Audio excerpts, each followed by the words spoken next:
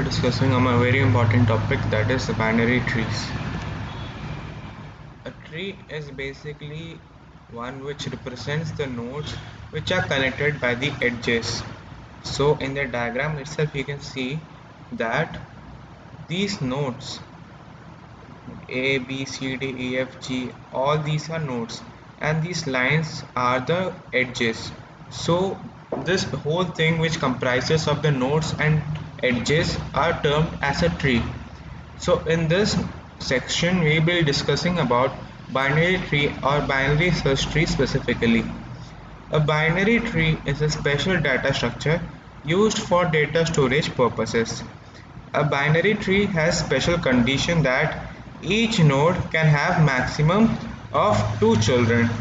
That is, here you can see that here maximum number of child a node can have is 2. For example, A has 2 nodes maximum, that is B and C. And similarly you can see that B has D and E and C has F and G. So these are the maximum number of nodes a parent node can have. And a binary tree has the benefits of both an ordered array and a linked list. As such, is as quick as in a sorted array, and insertion and deletion operation is also fast as it is used in linked list. So this means that a binary tree has some of the advantages, like it has an ordered array, so its elements are ordered, and as in a linked list, search operation, insertion, deletion can be also done using a binary in a binary tree. So some of the important terms you should know before moving to the binary tree are path. Path refers to the sequence of nodes along the edges of a tree. So basically path is a way or direction towards the nodes along the edges of a tree.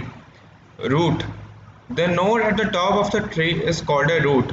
So in the previous example you can see A was the root because it is the top node in the binary tree. There is only one root per tree and one path from the root node to any node. Now comes the parent. Any node except the root node has one edge upward to a node called parent.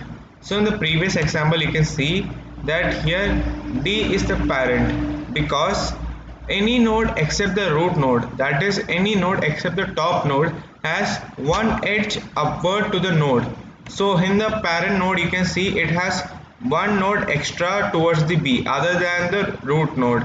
So these are the parent node. For example, here also F cannot be treated as parent node, neither can G be treated as parent node because there are no child node to it. But here you can see that D and E can be treated as parent node because it has a child node, and there is also an upward node towards the root. That's the reason it's D and E can be treated as parent node. Next comes the child node. The node below a given node connected by its edge downward is called a child node. So the node which is connected to its parent node is called a child node. So here H and I are child node, and this whole term can be termed as subtree. So we will come to leaf. The node which does not have any child node is called a leaf node. So you can see that F, here you can see F and G does not have any of the child node, so they can be known as leaf node. So F and G here are leaf node, and they are also called siblings because they exhibit the same property. Subtree represents the descent of a node. So as I have mentioned, subtree tells about the descent of the node. So here you can see a triangle formed in the figure. So this is a basic subtree which consists of parent node and child node. Then visiting. Visiting refers to checking the value of a node when control is on the node. So visiting is used to check the value at a particular node when the control is at the particular node. Traversing. Traversing means passing through nodes in a specific order. Levels. Level of a node represents the generation of a node. For example, if the root node is at level 0, then its next child node is at level 1 and its grandchild is at level 2, and so on and so forth. Next we move on to keys. Keys represents a value of a node based on which a search operation is to be carried out for a node. So basically key holds a value of a node based on which we can use it to search. Like if you want to search a particular node, then we can use the key, and using the key we can search for that particular node. Now we see how the representation of binary search tree is. So binary search tree exhibits a special behavior. A node's left child must always have a value less than its parent value, and the node's right child must always have a value greater than the parent value. So in this example only you can see that here 27 is the parent node. So in the left it should have the least value, it should have the less value than parent node, that is 14, and in the right it should have greater value than the parent node, that is 35. So similarly subdivided the subtree, you can see 10 is less than 14, 19 is greater than 14, 31 is less than 35, and 42 is greater than 35. So this is a basic representation of how a binary search tree should look like.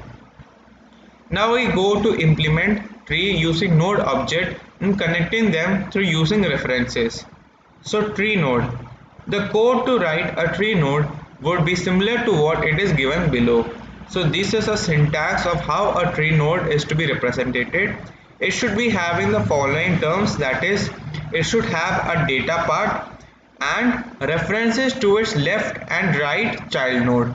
So first of all it has the data type, the data part, that is in data, and then it should have pointer to its left and right nodes, that is struct node star left child, struct node star right child. So this is the basic syntax of how a tree node has to be represented. So in a tree all nodes share common construct. Now we move forward of how a basic operation are done on a binary search tree. So binary search tree has the following terms to be done, that is insert, which inserts an element in a tree and also create a tree. So insert function can be used to either insert any element, new element to the tree, or it can also be used to create a new tree also. Now we move forward, that is search. Search is used to search an element in a tree. And now we move on to pre-order traversal. So pre-order traversal means traverses a tree in a pre-order manner. In-order traversal traverses a tree in an in-order manner. Post-order traversal traverses a tree in a post-order manner. So I'll be telling you in the example what these tree traversal mean in the next slides. So we shall learn creating, inserting into a tree structure and searching a data item in a tree in this chapter. So let's see further. Now we'll go to first insertion operation. The very first insertion operation creates the tree.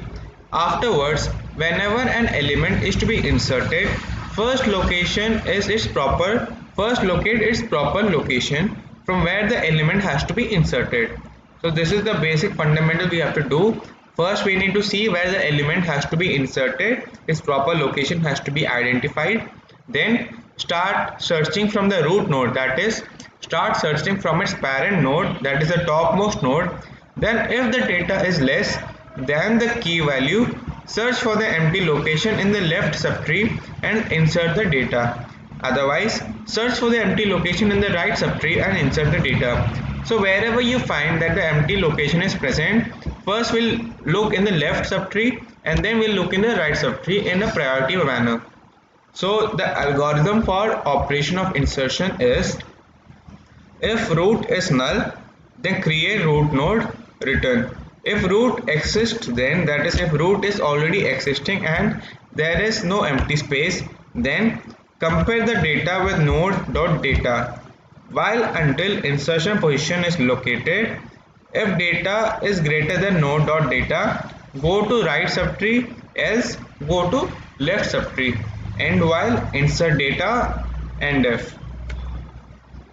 So this is a basic implementation of how insert function look like in a code format, that is void insert function, data as an argument has been taken. struct node star temp node equal to struct node star malloc size of struct node, that is a dynamically size has been allocated using the malloc function. Struct node star current, struct node star parent, then temp node points to data is equal to data, temp node points to left child equal to null, right child equal to null. So the value at the parent, the value at the child node has been declared to be null value. And now we'll check that if the root is double equal to null, that is if top of the top node is already null, then we will be declaring root equal to temp node, else current equal to root, parent equal to null. So if the root is not equal to null, then the current node at which we are is equal to the root value of it, that is it becomes a new top value, and parent value is equated to null. So while one, that is a loop keeps on running until it reaches the end. So parent equal to current. Now to move on and insert the value to the left of the left tree, we will use the function, that is we will use the condition. If data is less than parent points to data, current equal to current points to left child, insert to the left. So how will we insert? If current double equal to null, then parent points to left child equal to temp node, return. Similarly, we will use to go to the right of the tree else condition. Current equal to current points to right child. Insert to the right is done by if current double equal to null, then parent points to right child equal to temp node, return. So this is how the implementation of insert function is done. Now we move forward to see how a search operation is done. So whenever an element is to be searched, start searching from the root node, that is the topmost node, and then if the data is less than the key value, search for the element in the subtree, otherwise search for the element in the right subtree. So first we'll see the algorithm, then we'll be moving to the code segmentation.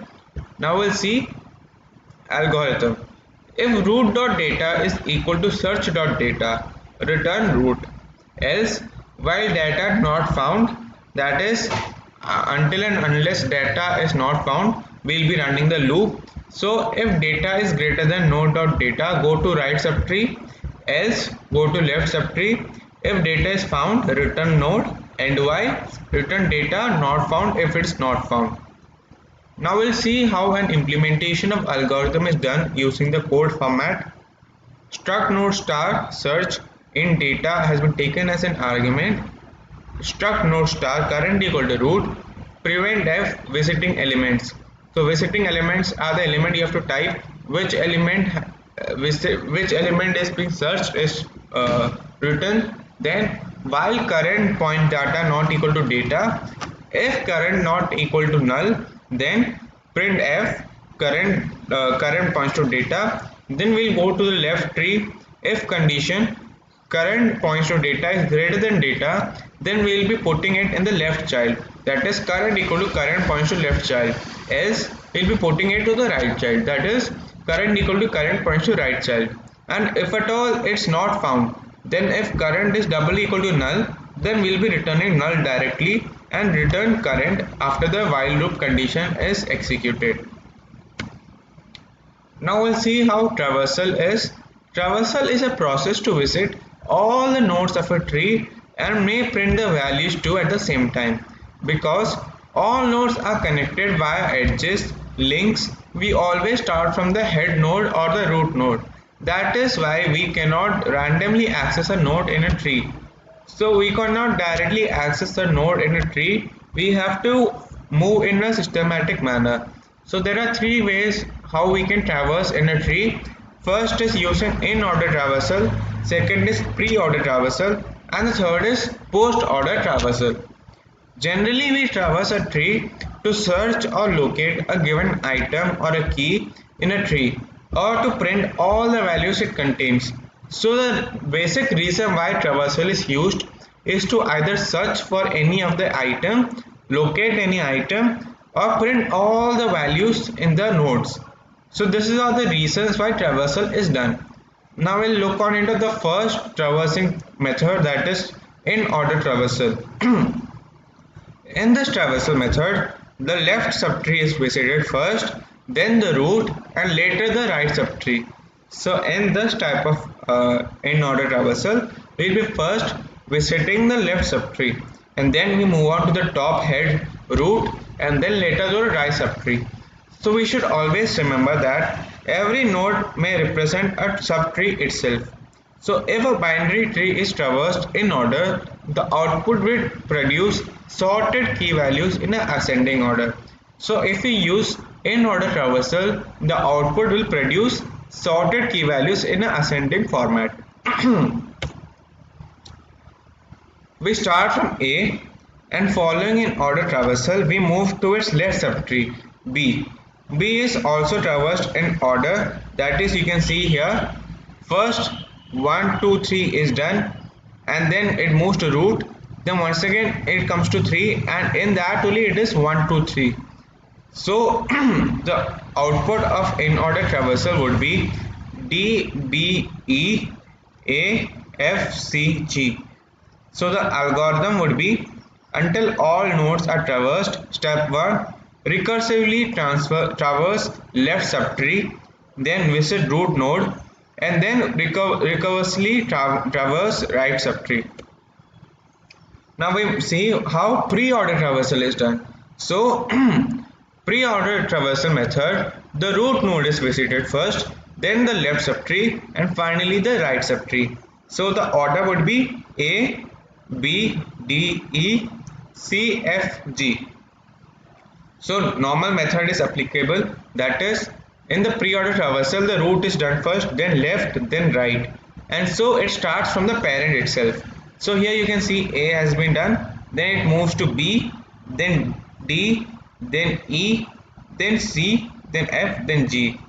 So starting from A pre-order traversal, we first visit A itself and then move to the left subtree. B is also traversed in pre-order. The process go on until all the nodes are visited.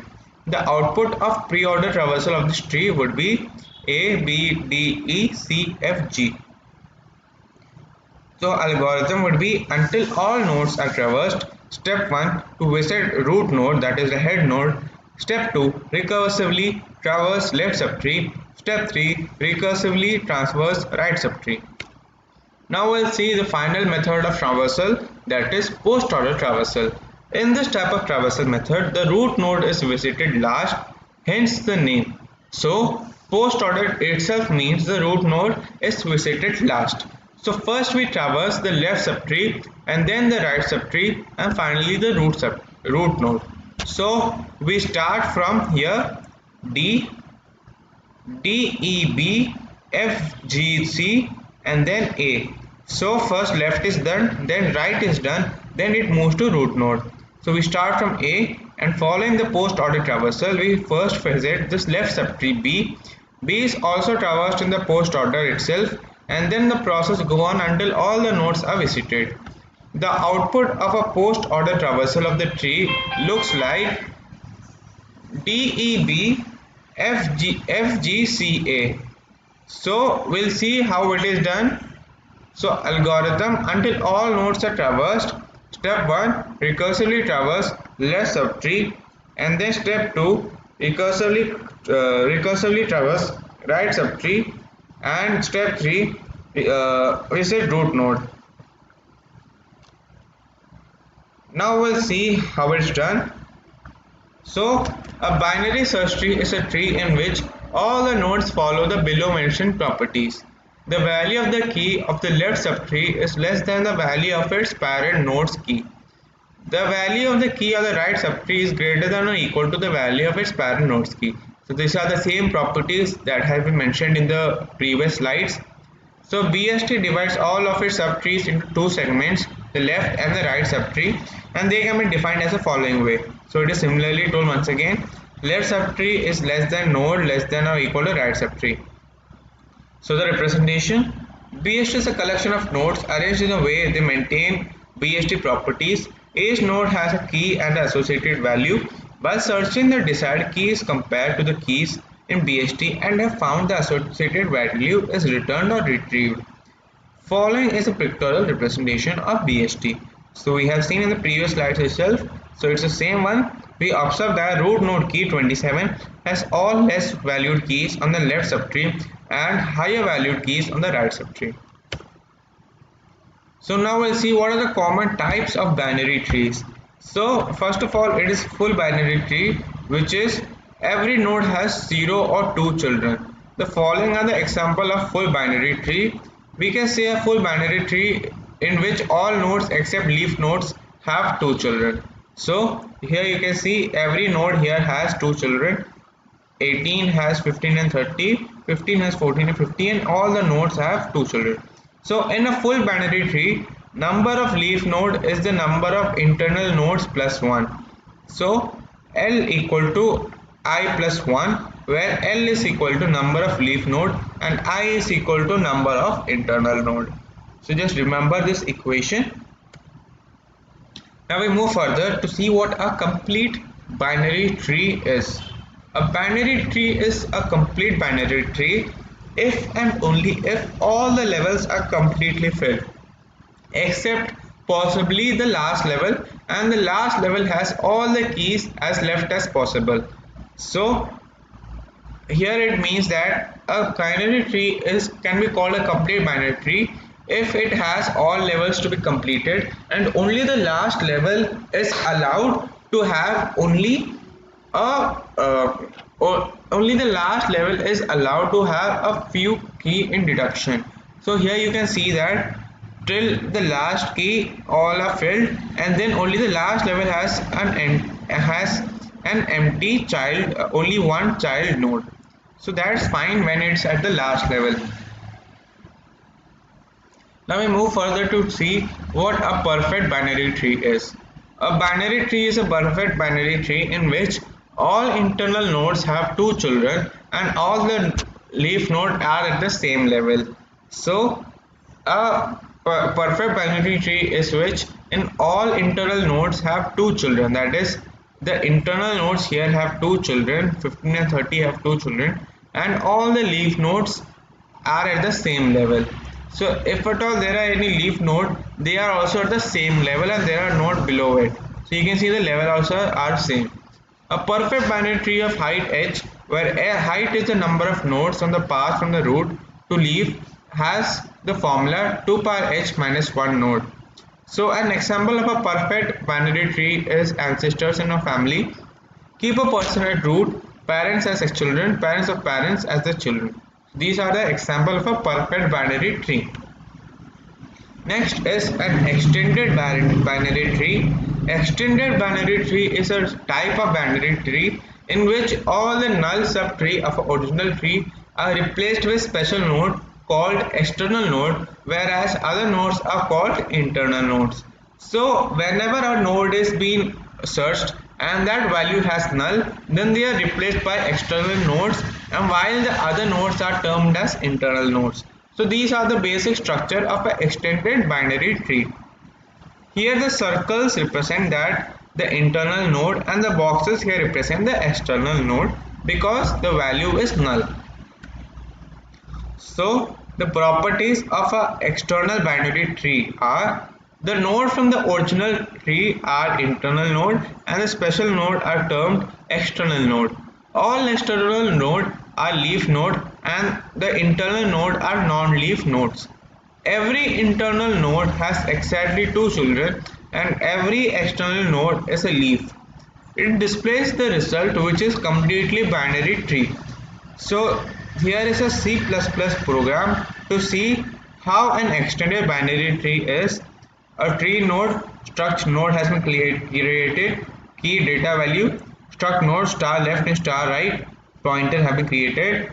To create a new node, node star temp equal to new node, temp points to key equal to key, temp points to left equal to temp points to right, both are value assigned as null, return temp value, void to traverse in order traversal, root not equal to null, traverse root points to left, cout root points to key value, traverse root points to right, then once again cout will be couting it, root points to left, cout root points to key, then else condition making external nodes root equal to new node minus 1, cout root points to key, Then the rival code, that is the int main function. Node star root equal to new node 1, root points to left, new node 2 size, root points to right, new node 3, root points to left equal to new node 5, root points to point right, that these are the grandchild nodes. So it is called two times. These were the grandchild, these are child nodes. Traverse root, the function is called. So these are the output. Now see the application of extended binary tree. So calculate weighted path length. It is used to calculate the total path length in case of weighted tree. So in this, the calculation would be of the form. Here you can see that total path length P. Here total path length P is equal to A star 3 plus 9 star 3 plus 9 star 2 plus 6 star 2 and then 10 star 3 plus 12 star 3. So this is the to calculate the total path length in case of the weighted tree. Basically this is a multiplication that is being done here. 8 1 plus 2 into 3, and similarly 9 into 3 has been done because it is being multiplied over here. The edges are being multiplied with the box number inside. This is how you get 147 here. Here the sum of the total weights is already calculated and stored in the external nodes, and thus it makes it very easier to calculate the total path length of a tree. To convert binary tree in complete binary tree, the above given tree has removed all the external nodes and therefore it is not a complete binary tree. So to introduce any tree as a complete tree, external nodes are to be added. Then only it can be called a complete binary tree. So heap is a great example of a complete binary tree, and thus each binary tree can be expressed as heap if external nodes are added to it. And see, thank you.